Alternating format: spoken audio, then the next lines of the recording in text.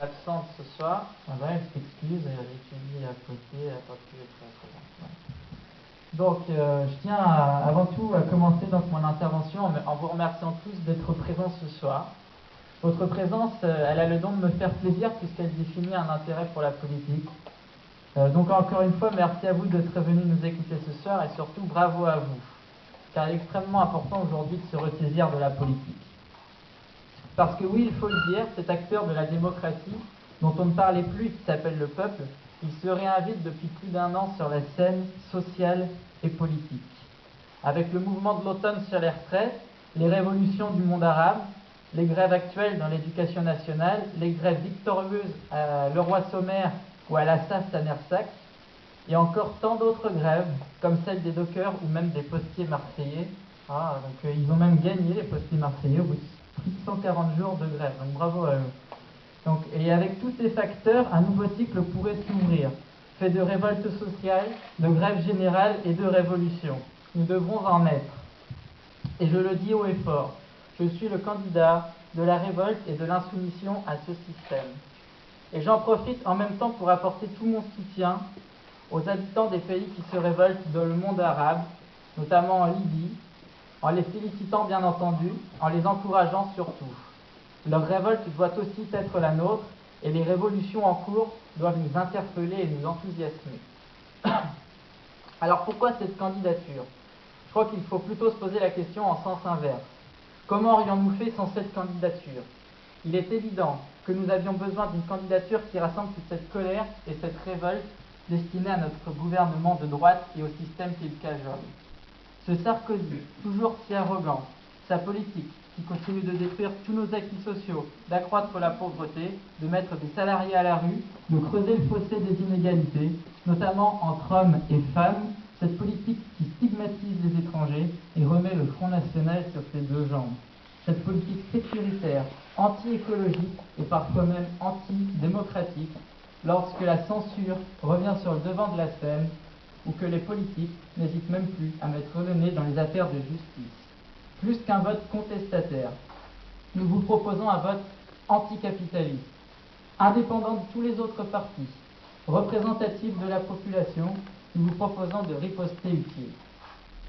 Vous allez me dire qu'il s'agit d'une élection locale, donc j'entends bien, mais je rappelle aussi que ce qui se passe au sein du Conseil général a tout de politique. C'est le Conseil général qui distribue le revenu de solidarité active, le RSA, qui entretient nos routes, qui s'occupe des collèges, qui joue un rôle important dans la culture et j'en oublie. C'est pour cela qu'il ne faut pas tomber dans le panneau de la personnalisation, en élisant des petits barons locaux, misant sur leurs fiefs ruraux pour se forger une fausse légitimité électorale. Je ne suis pas ici pour taper sur des personnes, mais sur leur politique. Mais au même titre, nous devons nous prononcer et défendre une autre politique et pas seulement élire une personne. Nous ne devons pas choisir de voter pour celui ou celle qui serre le mieux la main ou qui sourit plus, mais pour celui ou celle qui nous offre le plus d'avantages sociaux, écologiques et une économie au service de tous. C'est pour cela que ma suppléante et moi-même, ainsi que toute l'équipe qui nous entoure, souhaitons réellement nous investir dans une campagne sociale, écologique, culturelle, une campagne de terrain. Nous sommes deux jeunes étudiants, précaires, nous n'avons pas de salaire, nous représentons réellement la base et surtout, nous ne voulons pas faire de la politique notre métier. Au contraire, nous souhaitons que la politique soit réappropriée par la base, ce qui impliquerait une politique pour la base et pas pour une élite de banquiers, de patrons voyous ou de pollueurs marchands. Donc à quoi elle doit servir notre candidature? Notre candidature, elle doit être le haut-parleur de ceux qui n'ont pas le droit à la parole. Elle doit être un panel de revendications qui permettrait aux gens de vivre correctement. Alors n'écoutons pas l'argument de ceux qui nous disent que nous ne pourrons pas obtenir nos revendications au sein du Conseil général. Car si nous ne les disons pas, ces revendications, qui s'en chargera? La droite? Le Parti socialiste? Non. Nous, seulement nous, le peuple, pouvons faire entendre notre voix. Par exemple, en ce qui concerne les emplois et les salaires, nous devons imposer l'interdiction des licenciements, notamment dans les entreprises qui font des bénéfices, une augmentation de tous les salaires de 300 € et pas un salaire en dessous de 1500 € net. Et le Conseil général peut donner l'exemple. En ce qui concerne la santé, puisque l'un de mes adversaires semble vouloir absolument emmener le débat sur le terrain de la santé. Demandons le retrait de la loi Bachelot, qui rentabilise les hôpitaux sur le dos du personnel et des malades. Imposons la gratuité totale des soins. Avec ce genre de mesures, là, nous pourrons réellement parler de changement. Car il est facile de délier la politique locale sans parler de la politique nationale. Mais les deux sont liés. Si vous ne pouvez plus manger à la fin du mois, ou si vous ne pouvez plus vous soigner, c'est de la faute du gouvernement. Pire encore, c'est de la faute du système capitaliste.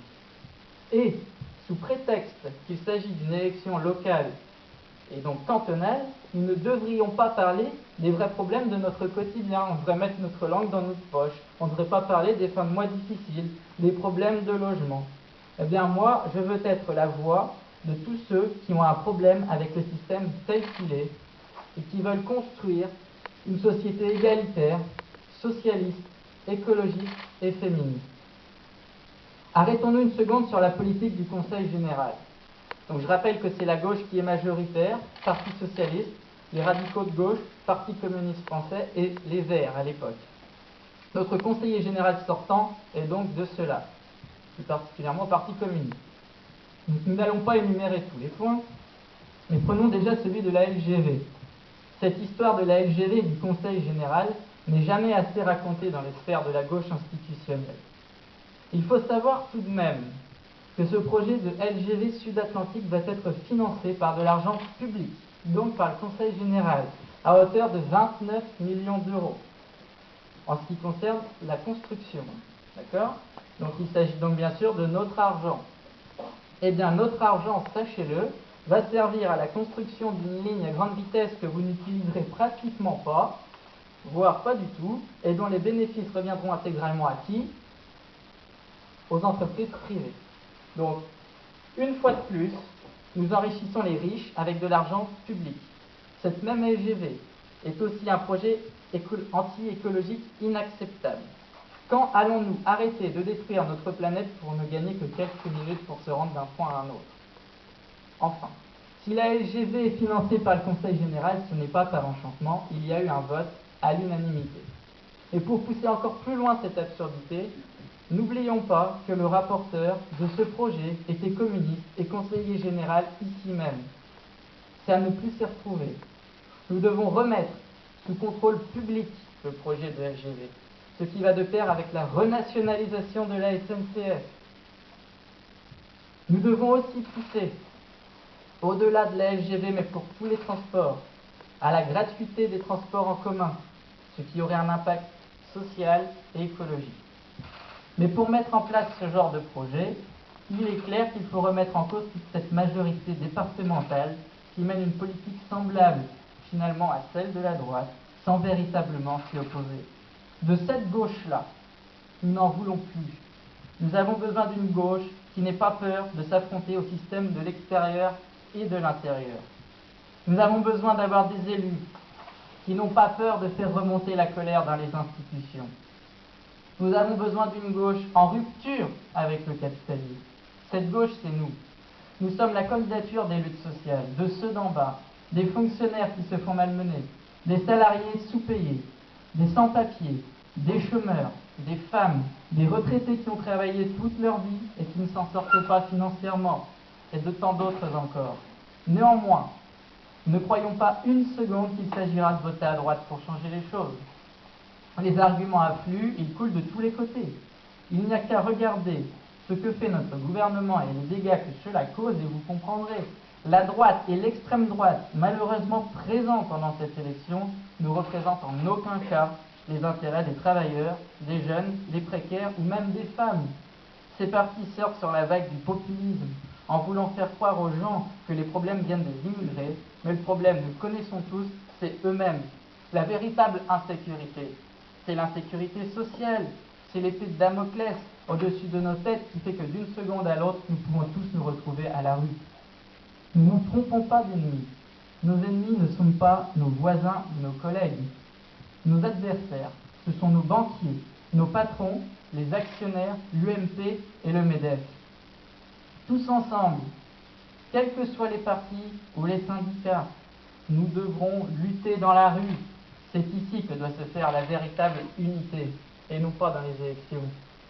Enfin, chers amis, chers camarades, je terminerai mon intervention en vous disant que dans les semaines et les mois à venir, les attaques du gouvernement vont se faire encore plus fortes, et que notre système de santé notamment risque fortement d'être remis en cause, laissant le privilège de se soigner aux plus riches. C'est pourquoi il nous faudra être unis dans la lutte, unis pour faire plier notre gouvernement et enfin obtenir ce que nous voulons, unis pour faire front à une politique qui se veut de plus en plus sécuritaire et dangereuse, unis enfin pour ne pas laisser les affaires du monde aux simples mains du monde des affaires. Mais ce genre de victoire sera plus facile à atteindre avec des élus indépendants et ne voulons pas cautionner le système, avec des bons scores pour le NPA pendant les élections, ce qui reflèterait une envie de changement de société. C'est pourquoi je vous appelle toutes et tous à voter et à faire voter pour les candidats soutenus par le NPA, de manière à faire le score le plus important possible. Et vous pourrez toujours compter sur nous, dans tous les combats, dans toutes les luttes. Notre candidature n'est pas là pour faire de la figuration, nous ne nous présentons pas pour perdre. À tous les révoltés aussi, j'apporte mon optimisme. Car si ce n'est pas un grand soir qui nous attend, ce sera un petit matin, mais tous ensemble, nous triompherons. Car comme le disait une manifestante pendant le mouvement sur les retraites, résistez, résistez, on n'y peut rien, c'est dans le sang, il est rouge. Merci.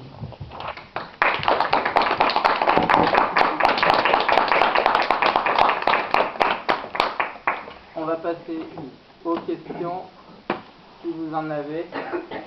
J'ai pas l'impression qu'il y ait beaucoup d'adversaires politiques.